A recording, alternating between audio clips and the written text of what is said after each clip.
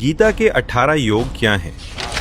पहला अध्याय अर्जुन विषाद योग। जब अर्जुन भ्रम और दुख में डूब जाते हैं, गीता कहती है केवल सांसारिक बुद्धि नहीं, भीतर जागरण और सही मार्गदर्शन की जरूरत है। दूसरा अध्याय सांख्य योग। शरीर नश्वर है पर आत्मा कभी नहीं मरती। आत्मा न जन्म लेती है न नष्ट होती है। यहीं से ज्ञान का आधार शुरू होता है। तीसरा अध्याय कर्मयोग। अपना कर्तव्य करो, फल की चिंता मत करो। अच्छे बुरे कर्म भी बंधन है। निस्वार्थ कर्म ही शुद्ध कर्म है। चौथा अध्याय ज्ञान कर्म संन्यास योग। ज्ञान, कर्म और संन्यास अलग नहीं। जब कर्म ज्ञान से प्रकाशित हो जाए वही असली योग है। पांचवा अध्याय कर्म संन्यास योग। असली त्याग बाहर का नहीं, भीतर का है। मैं मेरा जब छूटता है तब संन्यास आता है। छठा अध्याय ध्यान योग। मन को एक जगह टिकाना। मन भटकेगा पर वापस लाना ही ध्यान है। सातवां अध्याय ज्ञान विज्ञान योग। ईश्वर को सिर्फ पढ़ना नहीं, जीवन में उसकी उपस्थिति महसूस करना जरूरी है। आठवां अध्याय अक्षर ब्रह्म योग, जो कभी नष्ट नहीं होता। मृत्यु के समय जिसका स्मरण वही अंतिम गति देता है। नौवां अध्याय राजविद्या राजगुह्य योग।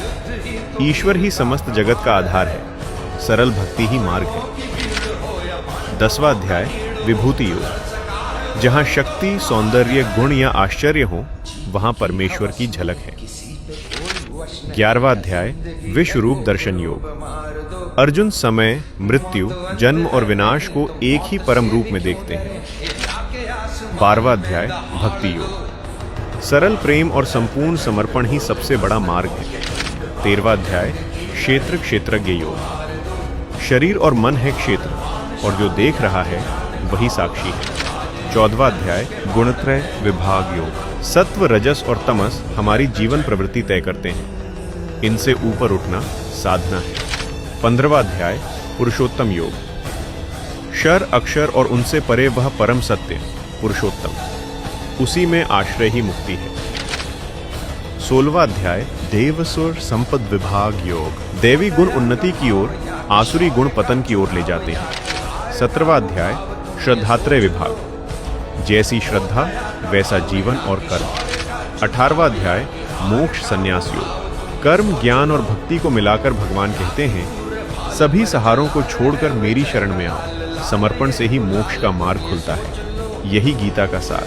युद्ध बाहर नहीं, भीतर है। विजय ज्ञान, भक्ति और कर्म के संतुलन में है।